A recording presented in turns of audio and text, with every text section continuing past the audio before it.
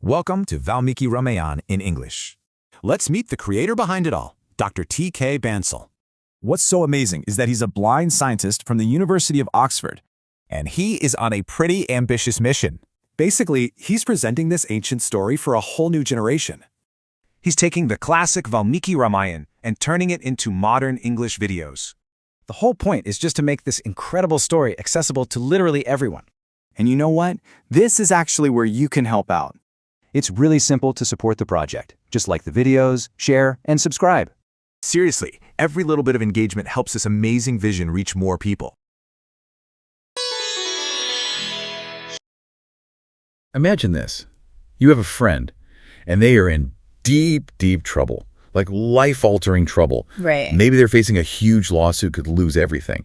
Or maybe they lost their job, their house, all at once. The whole 9 yards. Exactly. And you step in, you use your connections, your money, your strength. Mm-hmm. You pull them out of the fire. You save them. And they win. They get the promotion. They win the lawsuit. They get everything back. Yeah. And they look you right in the eye and say, I owe you everything. I will help you with your crisis, I promise. It's the classic setup, a bond of eternal gratitude, the kind of thing movies are made of. Right. But then, silence. A week goes by. You text them. Nothing. You call straight to voicemail. And meanwhile, you're scrolling social media and you see them popping champagne, No. buying new cars, living it up. And you're still stuck in your crisis, just waiting. And you start to realize you've been ghosted. That is such a universally frustrating feeling. It's not just annoyance. It's a deep sense of betrayal. It's the specific sting of ingratitude. Precisely. And that is exactly where we find ourselves in today's deep dive. We are looking at the Valmiki Ramayana, specifically the Kishkindha Kaanda, Sargas 29 and 30. And I want to set the expectation right now. If you think this is just, some dry scripture reading, you are in for a surprise. Oh, yeah. This is a high-stakes political thriller. We're talking about procrastination, the intoxicating effect of new power, and the very dangerous transition from the rainy season to the season of war. So the mission for this deep dive is to unpack two wildly different scenes that are happening at the exact same time. It's like a split screen. It really is. On one side, you've got this luxurious palace filled with wine and music, and on the other, a rain-swept mountain where a warrior is slowly losing his mind. A tale of two headspaces. And to really feel the tension here, to understand why this whole thing is about to explode, we actually have to start with the weather report. Well, weather. Okay, let's get into that. I know the text spends a lot of time on the shift from Varsha, the rainy season, to Sharad, autumn. But why is the meteorology so critical? Because in this world, the seasons dictate military capability. Think of it like a campaign season. You cannot march an army through a monsoon. Right, the mud, the rivers. The mud traps chariots, the rivers are swollen and impossible to cross. So for 4 months, everyone just hits pause. It's a mandatory ceasefire, basically. Yeah. Imposed by nature itself. So everyone is just stuck where they are. Exactly. But now the text says the sky is clearing up. No more lightning, no more heavy clouds. It's become clear and white. There's this beautiful line where it says the moon looks like it has been anointed with white sandalwood paste. That sounds incredibly peaceful. Like a perfect night for a walk. It sounds peaceful to us, maybe to a poet, but to a general, that sound is a starting gun. The text gives us all these signals. The Sarah's birds, cranes are flying in formation. The peacocks have stopped dancing because the rains are gone. But the most important detail, The mud. the mud on the ground is drying up. Yeah. And the rivers are shrinking, revealing their sandy banks. Okay, and why does that matter to a king? Because when the mud dries, the roads are passable for horses, for elephants, for armies. When the rivers shrink, you can cross them. That grace period of the monsoon is officially over. The clear sky is a signal that military campaigns can and must resume. So for our characters, the drying mud means the deadline has arrived. The clock has started ticking for war. Precisely. Which brings us to our first scene, inside the palace of Kishkindha, Sarga 29. We find King Sugriva. And Sugriva is, well, he's having a really good time. To put it mildly, you have to remember his backstory here. He spent years in exile, terrified his brother Vali was going to kill him. Now, thanks to Rama, Vali is dead. Sugriva isn't just safe, he's the king. He has the kingdom, his wife Ruma is back, and he's even taken Tara, Vali's widow. He basically won the lottery. The text says he is lost in pleasure day and night. It compares him to the god Indra playing with Apsaras. He's surrounded by women, by wine, and he has just completely checked out. He's even ghosting his own ministers. Which is where we should probably talk about the three ends of life in ancient Indian thought: Dharma, Artha, and Kama. Oh, that's interesting. Break that down for us. Sure. So Dharma is your duty, righteousness. Artha is wealth, politics, worldly success. And Kama is desire, pleasure. A good life, and especially a good king, has to balance all three. And Sugriva. Sugriva has thrown the scales out the window. He has achieved maximum Kama, maximum pleasure, but he's completely ignoring Dharma. His promise to Rama and Artha actually running his kingdom. He's so deep in his bubble of pleasure, he doesn't even realize the seasons have changed. And then enter Hanuman. I love Hanuman in this section. He's not the warrior here. He's more like the ultimate diplomat or a chief of staff. He really is. The text describes him as knowing the scriptures and crucially knowing the appropriate time for things. He sees Sugriva as making a huge, huge mistake, but notice how he approaches him. He doesn't just storm in and yell. No, the source says he uses sweet, truthful, and beneficial words, which is fascinating. Why be sweet? The guy's messing up big time. Because Sugriva is a king, and he's drunk on both power and wine. If Hanuman attacks him, he'll just get defensive. So instead, Hanuman appeals to his self-interest. He starts with validation. He says, your fame and kingdom are secure. But then he pivots. He says, essentially, you are missing one pillar: friends. So he frames it as, you're doing great, but to stay great, you need to fix this. Exactly. He makes the point that a king who helps friends at the right time prospers. And then he drops the subtle, terrifying reminder: Rama is powerful enough to conquer gods and demons all by himself. That is a crucial point. Rama isn't weak. He's just waiting out of respect for their deal. Yes. Hanuman is basically saying he doesn't need your army. He needs you to keep your promise. And if you wait for Rama to have to ask, it's already too late. You've already failed as a friend. And how did the party king react to this? Surprisingly well. And this is important. Sugriva isn't a villain. He's not malicious. He's just distracted. The text says he has a good, or sattva, nature. It's buried, but it's there. He listens immediately. He snaps out of it. Partially. He calls in his commander, Naila, and gives this very intense order: gather all the monkey troops from every direction. And the timeline is strict. Yeah, I saw that. He says any monkey who doesn't arrive within 15 days faces the death penalty. Wait, hold on. The death penalty? You read that right. That seems incredibly extreme for being late to a meeting. It is extreme, but it shows that somewhere in his wine-addled brain, Sugriva knows the stakes are incredibly high. He knows failing Rama is not an option, so he mobilizes the whole kingdom with the ultimate threat.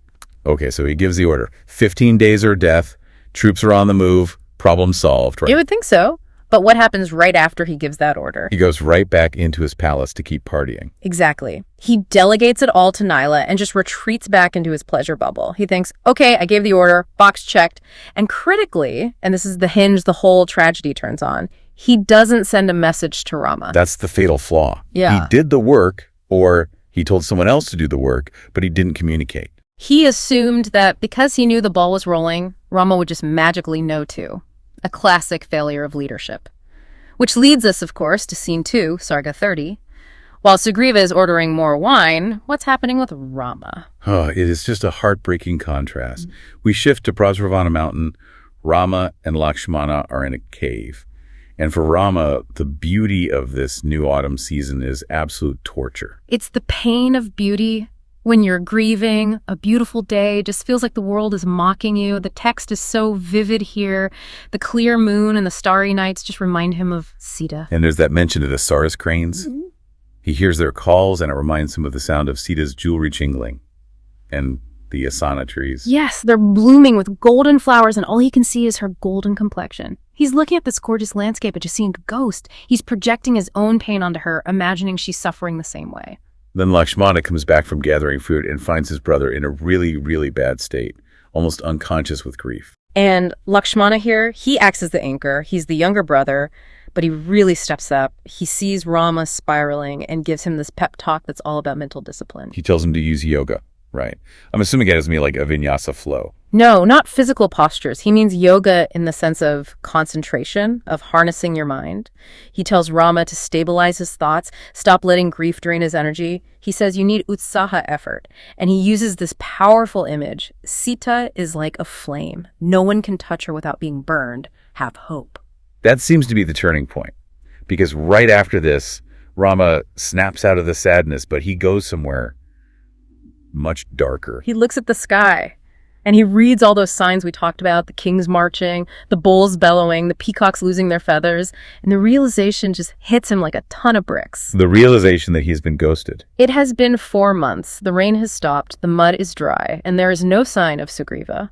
No messenger, no army, just silence. And this is where the sad husband disappears, and the warrior prince comes out roaring. He calls Sugriva ungrateful, and the text gets really graphic about what that means. It does. Rama invokes this severe ancient ethic. He says a man who doesn't repay a favor is so low, so vile, that when he dies, even carnivores, animals that eat dead flesh, will not touch his body. Wow. So he's basically saying Sugriva is toxic, that even a vulture wouldn't go near him. Exactly. In a culture where funeral rites are everything, saying that even nature rejects your corpse is the ultimate insult. It shows the depth of his disgust. Rama feels insulted because he thinks Sugriva is taking advantage of his current status. Right, because Rama is in exile. He doesn't have an army of his own right now. He feels like Sugriva is thinking, what's he going to do? He's just some guy in a cave. He feels disrespected, and a disrespected warrior who can kill demons is a very dangerous thing. The grief turns into this cold, terrifying rage. He gives Lakshmana a mission. He sends him to Kishkindha with a message. And the message he tells him to deliver, it is chilling. I have it right here. He says, the path by which Vali was killed is not yet closed. Just think about that. He's saying, the door to death is still open, and you can walk through it just as easily as your brother did. It's a reminder. I killed him with 1 arrow. Don't think for a second I can't do the same to you. And then he escalates it. Stand by your promise, or you will see Yama, the god of death. But this is the part that really shocked me. He says, I killed Vali alone, but if you break your word, I will kill you, along with all your kin and friends. That's a total shift. Usually Rama is the model of restraint, the protector. But here, he's threatening collateral damage. He's threatening to wipe out the entire Vanara leadership. That sounds almost villainous. Why threaten the whole family? It shows that for Rama, ingratitude isn't just a personal slight. It's a violation of the cosmic order, of Dharma, and that justifies total destruction. He sees an ungrateful man as a rot that has to be cut out completely. And Lakshmana. He's already so protective of his brother. This must have just lit a fire under him. Oh, Lakshmana is furious. The text says he adopts a harsh attitude. He's been watching his brother suffer for 4 months while this guy partied. He is not going to Kishkindha as a diplomat. He's going as the hand of judgment. So let's just look at the board. We have a kingdom that is actually mobilizing, the monkeys are gathering, but Rama has no idea. We have a hero who has gone from heartbroken to homicidal. And a terrifying ultimatum is heading towards a king who is probably too drunk to even notice. It's a tragedy of errors, and it's all fueled by a lack of communication. It really makes you think about these alliances. We sort of think of the good guys in these stories as all being best friends. But this relationship is incredibly fragile. It's transactional. That's the harsh reality the source exposes. It's not, we're friends because we're good people. It is, I killed your enemy so you could be king, now you find my wife. And when that transaction feels unbalanced, the friendship just collapses. It highlights the severe consequences of ingratitude in ancient ethics. It wasn't just rude, it was a capital offense. And it highlights the danger of complacency. Sugriva thought he had time. He thought he was safe. But the seasons change, and the political reality changes with them. He missed the signals because he was too focused on his own pleasure. So what does this all mean for us? I think the provocative thought to leave you with today is about that communication gap. Right. Because Sugriva isn't really a villain here. That's the tragedy of it.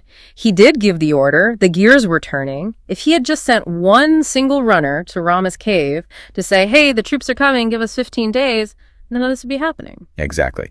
He did the work, or at least he delegated the work, but he failed to manage the relationship. Which raises this huge question for anyone in leadership or just in a personal relationship, is doing the work enough? Or is communicating that the work is being done just as critical to your survival? In Sugriva's case, his silence almost cost him his life and his kingdom. He let his partner sit in the dark, and the dark is where the doubts and the demons grow. And in this case, the doubt grew into a warrior with a bow standing at the gates. That's a wrap on our deep dive into the Kishkindha Kaanda. Next time you promise a friend a favor, maybe send a status update. Might just save your life. Thanks for listening. Jai Shree Ram.